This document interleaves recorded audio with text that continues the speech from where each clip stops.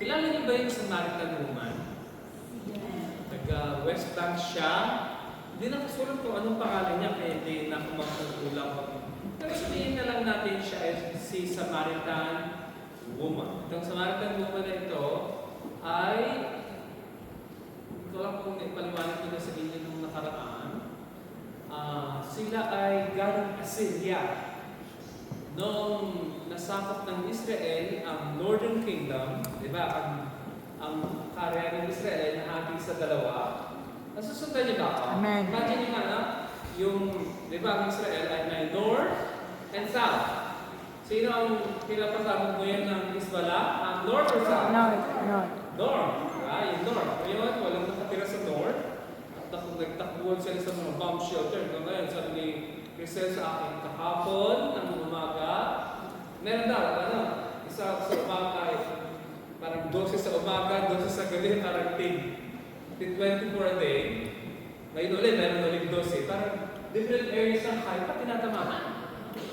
Kaya ang maraming areas sa north, sa Haifa, wala naman silang tatakbo nila, silang Pastor Fe, wala silang place, hindi yung church natin doon. Kaya huwag malaya ka silang bomb shelter o kung meron man, malayo-layo. Pero yung north at south, ang capital ng Northern Kingdom ay Samaria. Ang capital ng Northern Kingdom ay Jerusalem. Tayo, Samaria and Jerusalem. Itong dalawang place na ito, itong sa Northern Kingdom, ang nakasama sa kanila ay hindi mga Babylonians, hindi si Haring Nebuchadnezzar, kundi si mga Assyrians. Ang ginawa ng mga Assyrians, kinuha yung mga tao dito, ng mga Hudyo, inilagay sa Assyria. Yung border kasi, iba na nga, Iran, Iraq, iba na yung border ngayon. Dinala sila doon, tapos yung mga Assyrians, dinala dito sa Samaria. Sabihin natin sa Samaria. Totoo Israel yung pong yan. Pero yung sa taas ay Samaria. Ngayon, yung mga Assyrians na kapag-asawa ng Hudyo, ang tawag natin sa kanila ay Samaritans. Ito, tanda niyo ang buti na ang mga Hudyo, hindi nila tinuturing ang mga Samaritans sa mga Hudyo. Ang tingin nila sa kanila ay mas mababa pa kaysa sa mga Gentile. Pastor, bakit ganon? Dahil meron silang 5 books si Moses, Genesis, Exodus, Leviticus, Numbers, Deuteronomy, pero hindi nila kinikip yung Nevi'im at Ketuvim. Ang mga Hudyo, kinikip nila yung buong Bible, yung buong Old Testament. Tanakh. Sabihin niyo nga Tanakh. Torah. Nevi'im. Tuvim. Yung Torah, yung first 5 books ni Moses, diba? Torah. Yung tinatawag natin sa Pentateuch. Tapos Nevi'im, mula Joshua, tsaka yung mga prophets, diba? Tapos Ketuvim, yung mga Mishlei, Tehillim, yung Proverbs, Bukogio, Esther, yung mga bigilot, ay nandito sa iyan, tawag natin sa buong Bible ng mga Hudyo ay Tanakh. Sabihin niyo sa akin, Tanakh. Pero yung mga Shimonites, yung mga Samaritans, ang binabasa lang nila ay first 5 books of the Bible, yung books ni Moses. Pero ang pagkakaiba nilang dalawa, ang sabi ng mga Hudyo dito, kami ay mga pure blood. Kayo mga Samaritans, hindi kayo talagang totoong Hudyo. Tama ba sila o mali? Tama. Dahil sila ay mga Assyrians. Nasaan yung mga Hudyo dito sa Samaria? Dinala sa Assyria. Nawala na sila. Nagkaroon na intermarriages hanggang sa na-dissolve sila sa community. Nawala ang Hudyo sa Assyria. Ganun din ang nangyari sa mga Assyrians na pumunta sa Samaria, inadapt nila yung religion ng mga Jews na nasa Samaria. Nalalaga? Pero ang pagkakaiba, usually ang bloodline sa panahon ni Jesus, sa panahon ng Old Testament hanggang kay Jesus Christ, ang bloodline, yung pagiging Hudyo, ay sinusundan ng Lord sa dugo. Sa dugo. Sabihin niyo nga sa dugo. Kung pansinin niyo sa lumang tipan, ang sinusundan mga fathers. Ano ba yun? Kaya hindi ka anak ni Abraham, Isaac, at Jacob, hindi ka Hudyo. pag ang tatay mo ay Goy, ang tatay mo ay Gentile, hindi Hudyo, ang nanay mo ay Hudyo, ikaw ay Hudyo. Pero sa panahon ng Old Testament, ang sinusundan ay Tatay. tatay. Wala ka? Amen. Kaya pwedeng isingit natin kaya pwedeng isingit si Ruth, di ba? Si Ruth is not Jewish originally. Gentile. Pwedeng isingit sino ka isa? The prostitute. Ay siningit sa Bible? Rahab. Rahab. Rahab is taga Jericho, yan ay hindi Jewish. Naintindihan niyo ba? Dahil doon, sa unang panahon, sinusundan ay tatay. Ngayon, siyempre matalino ang mga Hudyo. Ang susundan ay mga nanay. Dahil kunwari si Manuel at si Joseph, ay, sabi ko, mga anak ko yan. Ha? Kaya sa DNA namin, so iba, hindi ka DNA nila. Sa DNA na kung kami bibigyan ng Israeli ID, ang DNA, ako, at mga dalawang anak ko. Bakit? Siyempre, kung anak Gustong alamin kung ako talaga ang tatay. bakit hindi niya si Melody? Galing sa Yan na. kanya. It doesn't matter kung sino nakabuntis sa kanya, nanay sila. Nanay ka? Amen. Pero kailangan alamin, anak ba yung alam yan? Anak na may lalaki yan. Nasaan siya si Alan, di ba? Pwede na nyo ba? Matalino na ang mga Hudyo ngayon. They know na pag susundan ng babae, hindi ka magkakamali. Hudyo talaga yan. Amen. Dahil sa kanya, Ang galing. galing. Lalaki, wala, di ba? Kumari kakasalay na pag honeymoon para sa iba bago kasal. Di ba? Naunahan ka. Kaya ang sinusundan ngayon ay nanay. Pero yung panahon ng Bible, hindi niya sinabing Sarah, Rebecca, at saka Raquel. Rachel ba? Paboritong kasama niya, Rachel. Hindi niya sinabing Sarah, Rebecca at Rachel. Hindi. Abraham. Ulit-ulit yan. Abraham, Isaac, Jacob. Abraham, Isaac, Jacob. Yan ang paggagalingan ng lahi ng Hudyo. Jewish people. Israel. Ayan. Bakit ba tayo nagpunta doon? Dahil dito sa pag-aaralan natin. Ang pag-aaralan natin ay si Jesus at The Samaritan. Pinig natin mamaya kung ano ang connection nito sa Harshard Ministry. Basahin natin. Sinabi na, 1, 2, 3, go. Sinabi ng Samaritan na ikaw ay isang Hudyo. Bakit ka humingi ng tubig sa akin ng isang Samaritan? Hudyo ay hindi mo sa mga Samaritan. Sumagot niya, kung alam mo lamang ang Diyos at kung sino itong nagsasabi sa iyo, pahingin ikaw pa ang humingi sa kanya at bibigyan ka niya ng tubig ng buhay.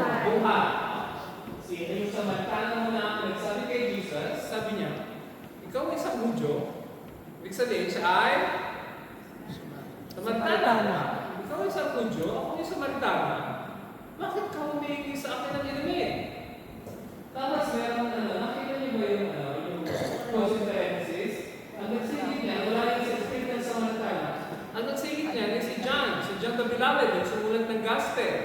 Ang sabi niya, dahil walang makikitungo ang mga Diyos sa Samaritano. Diyos sa Samaritano.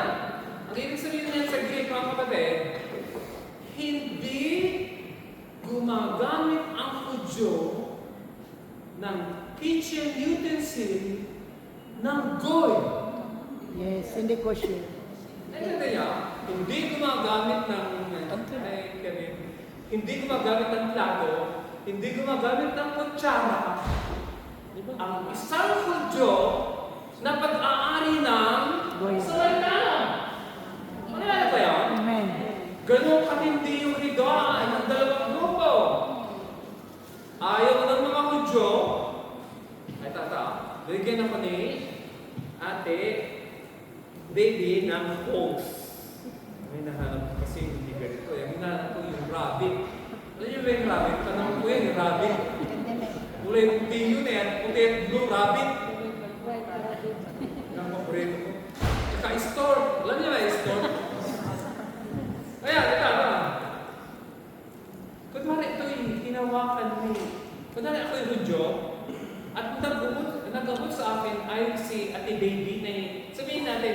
siya ay hindi Hudyo. Diba? Pero nakasulat naman dito, badats. Alam niyo yung badats? Kosher. Diba? Kosher. Pero ang nag-out sa akin sa Ate Baby, hindi Hudyo, Hindi nila kainin. hindi ko kaya. Ayaw nila. Hindi ko alam kung gaano katindi ang pagka-religious ng amo niya. No? Alam niyo,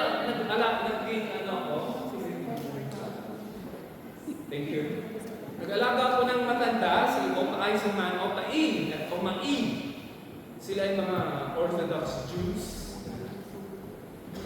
Bawal akong kumuha ng wine sa may kwarto at dalhin sa table.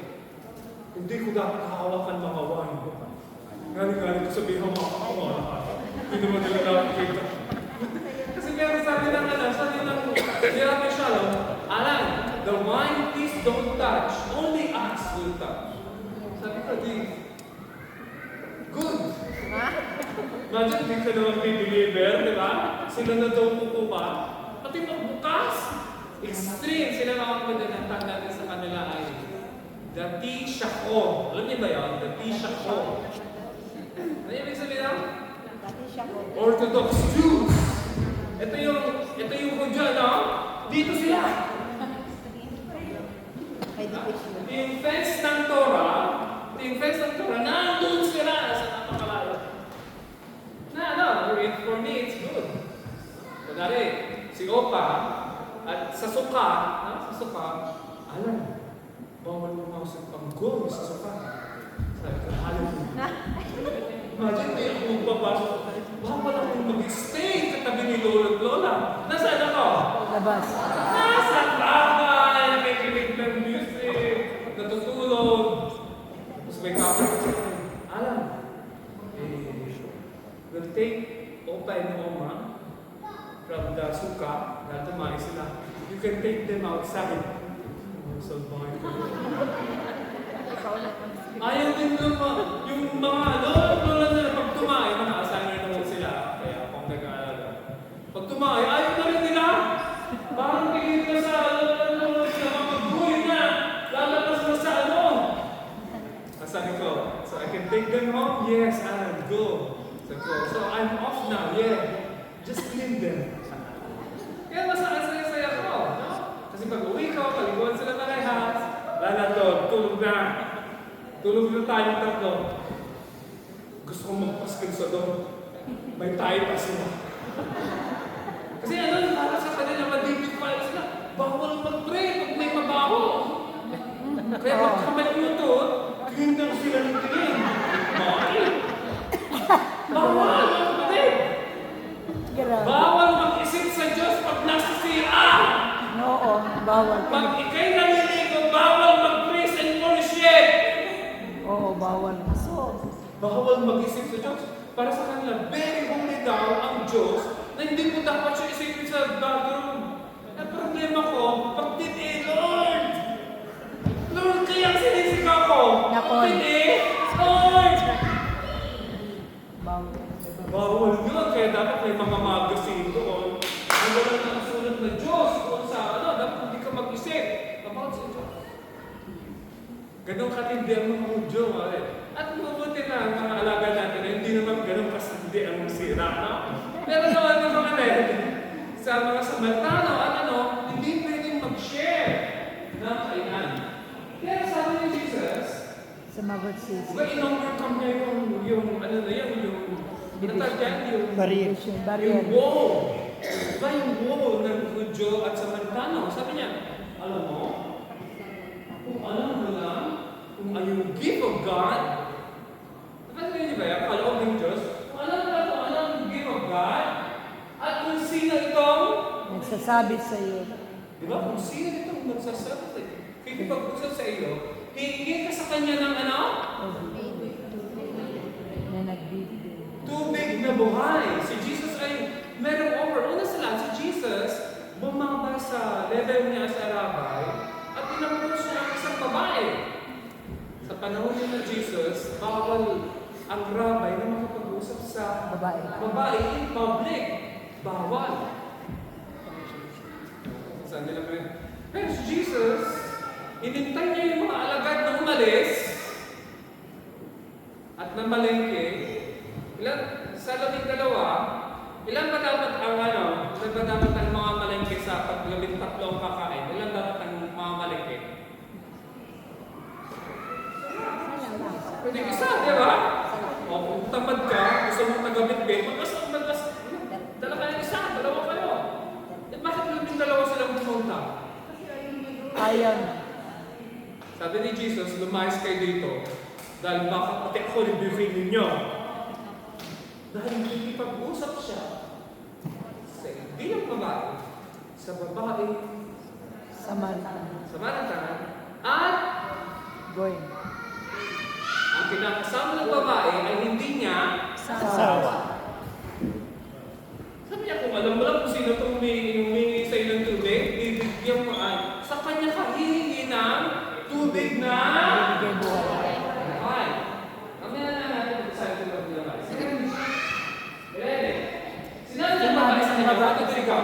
Sinabi ng babae sa kanya, Wala na ang tubig. wala siyang balon. Mas mapulis sa nagbigay sa amin. Pati rin ang kanyang mga anak na mahal. Ginoo, sir. Diba? Kasi natin, sir, ang hindi niya parang equivalent natin niya sa English, Mr. Diba? Hindi niya tinawag si Jesus na Rabbi. No?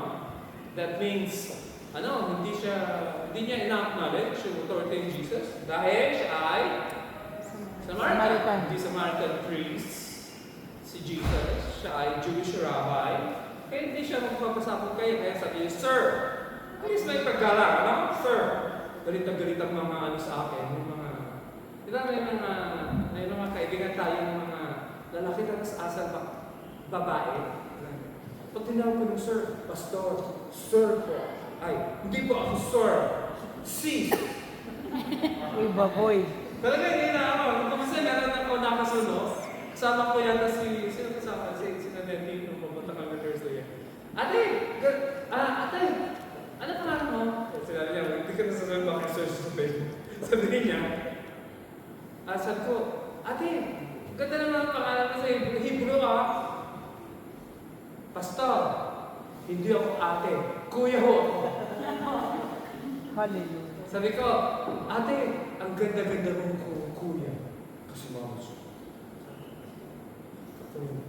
Ay, sabi ko, kuya, ka-ate ng ate. Wala siyang masagawa dahil ako nagsasalita. Tama. Sabi ng babae, Sir, Mister, sabi niya, paano yan?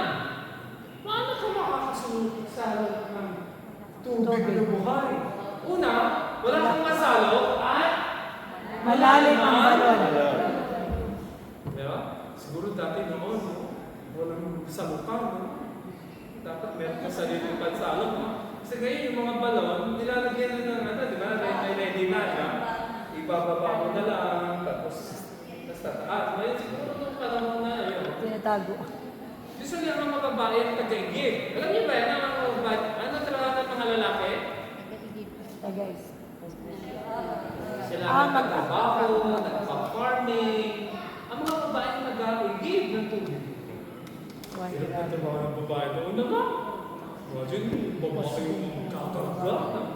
Kaya kung naalala niyo si Jesus Christ minsan, tinanong ng mga alagad, Lord, saan gusto mong magkaroon ng maghanda kami ng layla center para sa Pesach? Ang sabi ni Jesus, pag may nakita kayong lalaking may daladalang Mag-sonong ng pagsalo ay yung bangan ng tubig, sundan nyo. Isa lang yung ang dami, sino yung maano Then that's very unusual na ang lalaki ang nag-iigib. Bakit nag-iigib ang lalaki? Siguro buntis. No, di ba? Papamana. Kasi naman nabinat yun, di. May mga time na lalaki din na mag-iigib. Dahil yung may sakit, yung ubo, may lagnat, binabinat, di ba? Hindi dapat. Kaya madaling makita ka agad dahil lalaki.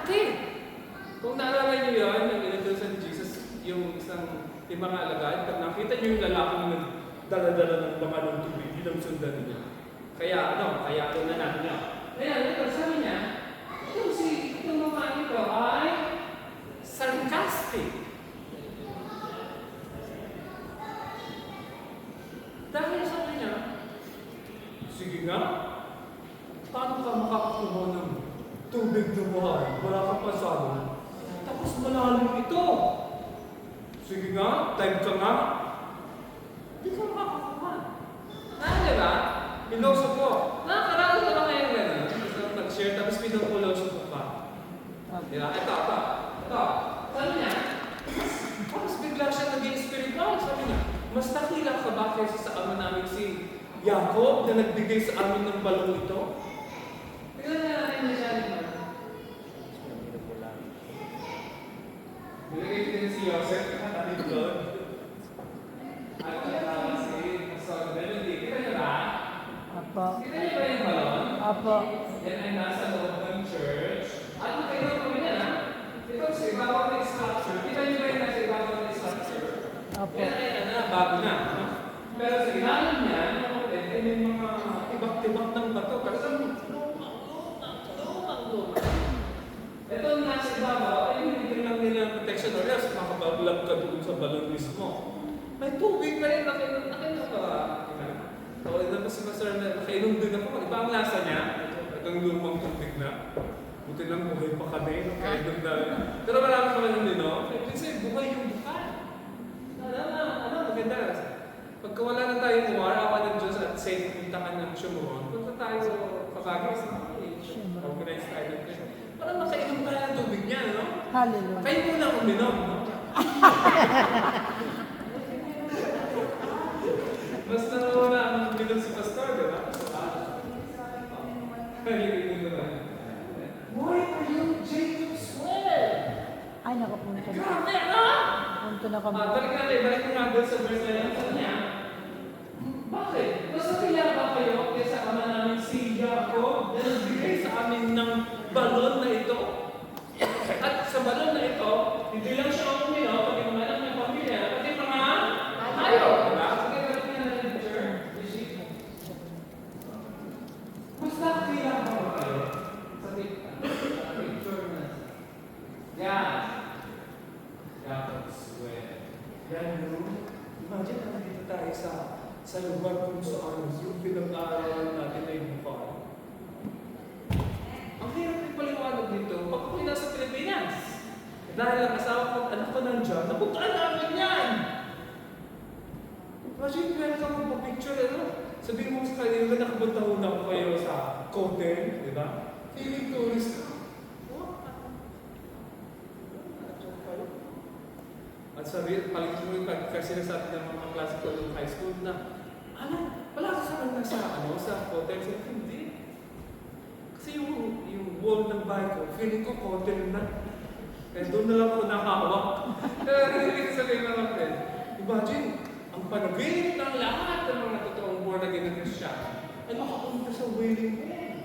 Mapuntahan ang Garden of Gethsemane, or mapuntahan yung Mount of Olives.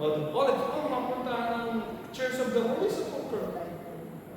Maliwanag daw, doon ka, dito ka, di mo pa napapasyahan. Siguro pagkatapos na lang ng war, no? Pag muna tayo pupunta sa mga lugar na yung big state ngayon, dahil naalala ko yung bago magkaroon tayo, puro na pinagulanan tayo ng Iranian. Ano yung mga Hamas na sa Tel Aviv ay kumatay na yung 7 na nakatapon. Kaya as much as possible, umiwas muna tayo sa mga lugar na maraming mga kalaban. Hindi naman natin sila kalaro. Kasi kaya lang, kung minsan sila ay na inside. Ano yung talagang na bubuhisan mo. Tinuturuan sila ng mga himang nila na habang pakinggan nila palagi sa mosque nila. Kaya yung mga iba nagiging radical, nasisira. At sabi nila sa akin, pagka ikaw ay nakapatay daw ng Hudyo, ay lifetime pensioner daw ng mga pamilya mo. Imagine, tignan mo ang klase ng mga takumintan. Nasaan ako sa pagkasama tayo, kung sa high blood ako, at nagkakasala ko sa gagawa. Gusto ko tuloy sabihin sa isa, kami na lang i-absorb nyo. Bakit tayo mag-amen? Amen. Kayo ba? Ayaw dyan. Amen. Ha? Gusto ko sa Israel. Continue na tayo sa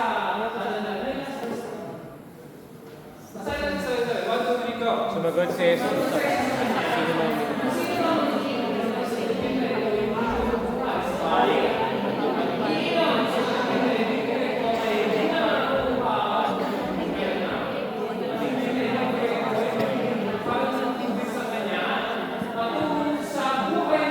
Walang hanggan. Sabi ni Jesus sa Samaritana, yung mga umiinom dito sa tubig mo, tubig na ito, saan galing? Okay, kaya na natin muli yung tubig. Saan galing yung tubig, no? Balik natin sa 13, initiate. Sino mga umiinom galing sa tubig na ito? Sa tubig na ito, yung muli. Ibig sabihin, sinasabi ni Jesus, di ba namumulos mo yung babae? Sige nga, nasaan ka? Kuha ng tubig na buhay. Wala ka namang pasado. Malalim yan. Diba si Jesus, pipiloso po yung babae. Tapos parang ba't pinapuloso po niya sa Jesus? Ang sabi ni Jesus, itong tubig na ito, pag uminom ka nito, mauuhaw ka ulit. Pero meron akong tubig na pag ininom mo, magiging bukal sa iyong puso. At magiging, ano yan? Saan yan? Magiging bukal na yung puso. Patungo sa buhay ng mga. Na walang hanggan. Ibig sabihin, ang babae ay, ang sabi niya, isip niya doon sa tubig na buhay, ay yung tubig na iniinom natin. Diba? Katulad ito. Dati ba painom? Amen. Tingnan muna ka.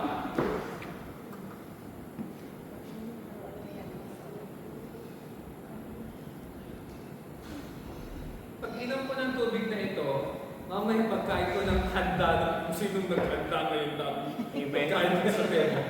Ako ay! Uuhaw ulit. Pare, sobrang alat ang luto ni Papa Lee. Di ba? Siyempre, pag maalat ka yun, mauuhaw ka. Mauuhaw ka ulit. Kahit uminom na ako ngayon, pagkatapos, kumisan, pagka yung sobrang taba, no?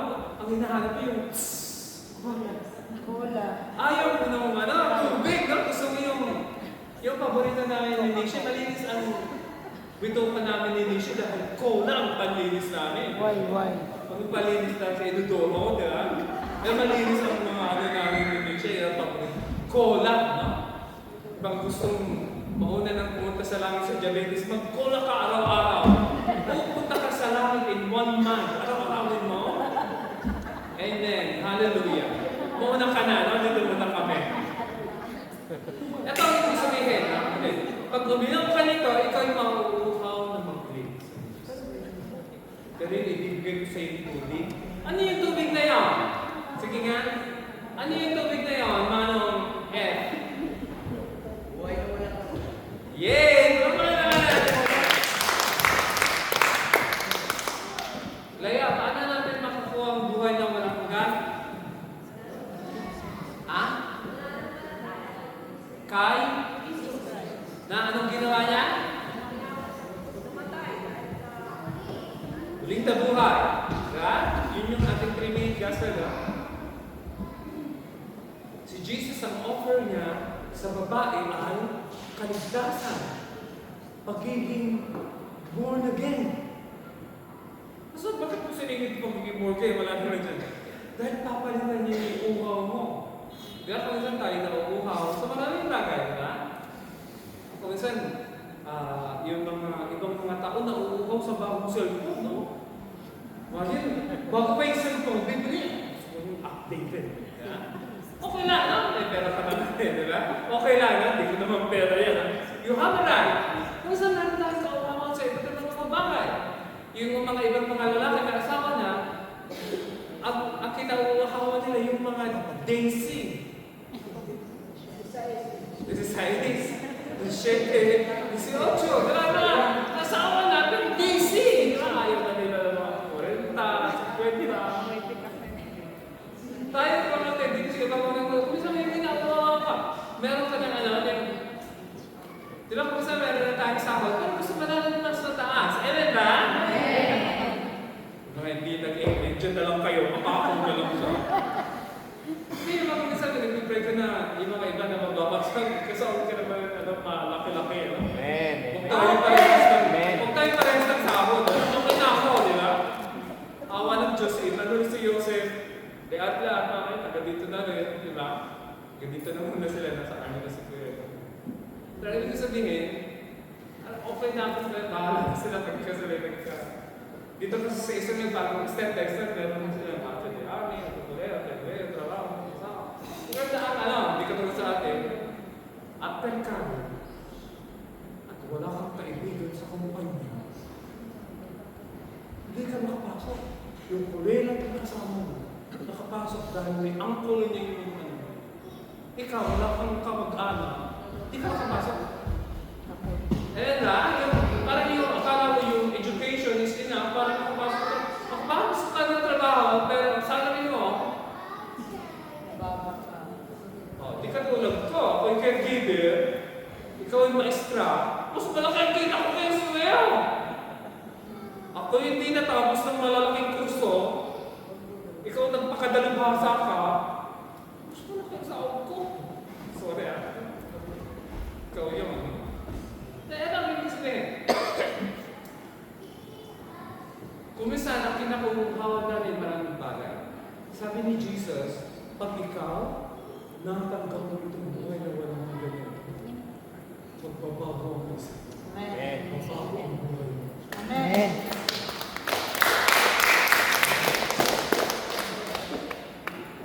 Alam mo,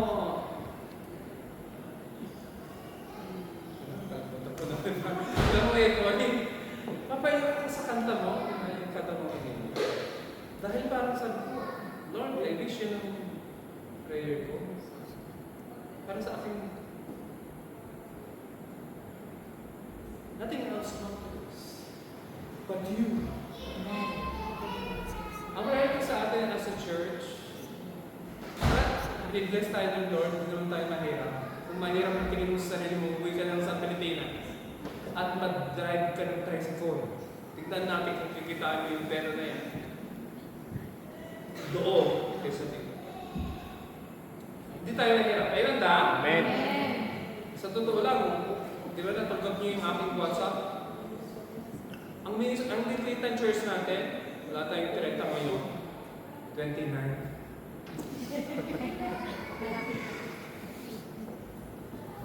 Pero by the grace of God, binigyan tayo ng Lord makatulong sa mga bata.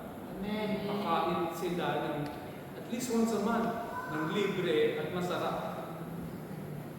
Tapos binigyan tayo ng Lord, pero liit natin ng church. Hindi naman tayo sa ang regular natin sa first service, 33, second service, 27. Wala pa tayong 60 na regular. Both services nila. Pero kakatulong tayo sa mga nasa akin. Amen.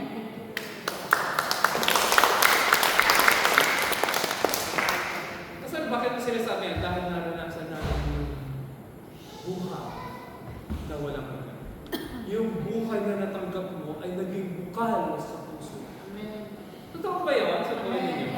Naranasan mo talaga ang presence ng Lord na totoo. At tulad ng anak ni Brother, ito ay kanina. Nothing else matters. Nothing else matters. Pag naranasan mo yung presensya ng Lord, at doon mo natagpuan yung totoong kaligayahan mo, kapatid, kung minsan mga kapatid, ayaw mo nagkakasakit ang mga tao, pero pag nagkasakit ka, at nanalangin ka, pag wala kang sakit lang kapatid, pag ako'y nanalangin, okay lang. Pero pag ako'y may sakit, may luha pa.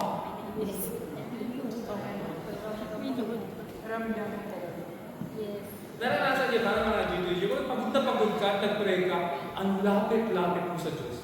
Pero pag busog na busog at walang trabaho na ano, Thank you, Lord. Amen. Pero pag yung iyak na iyak ka na namin, awang-awa ka na sa sarili mo, inaapit ka ng matanda mo, ng amo mo. Asan pa yung mag-pray? Hallelujah. May nakaaway ka. At kailangan mo maging broken. Saan tayo mag-pray? Amen. At kung isa na natin yung mga karanasan natin sa Diyos, grabe, dahil nandun tayo sa sitwasyon na mahirap. Let's pray. Lord, Thank you. maging makatotohanan, Panginoon, yung aming panalangin at paglapit sa iyo. Amen. At huwag namin hintayin, Lord, na dumaan kami sa maigpit na pagsubok, sa sakit, Lord. karamdaman, para mas grabe kami mag-pray. Yes, Lord. Yan yung Panginoon na ang spirit of prayer, yung spirit of grace and supplication Amen. ay umusubog sa puso namin upang makanaisin namin, Lord, the gift of God, the water of salvation, yung tubig ng kaligtasan na nagiging bukal sa puso namin. Yes, Lord. Kailanman ay hindi na kami makukaw na mabuli sa mga bagay ng sa iyo. Amen. At turuan mo kami, Lord, na maging kauhawan namin. Lord, nothing else. Amen. Yung presence ninyo, Yes, yung Lord. love ninyo, Yes, Lord. yung grace ninyo sa buhay. Amen. We will rejoice, Panginoon, dahil at the bottom of it all, Lord, yung parang love for Jesus, Amen. nag-uumapaw sa puso natin. At yung aming pagnanais sa pagiging malapit sa Holy Spirit, ang magiging sentro at focus ng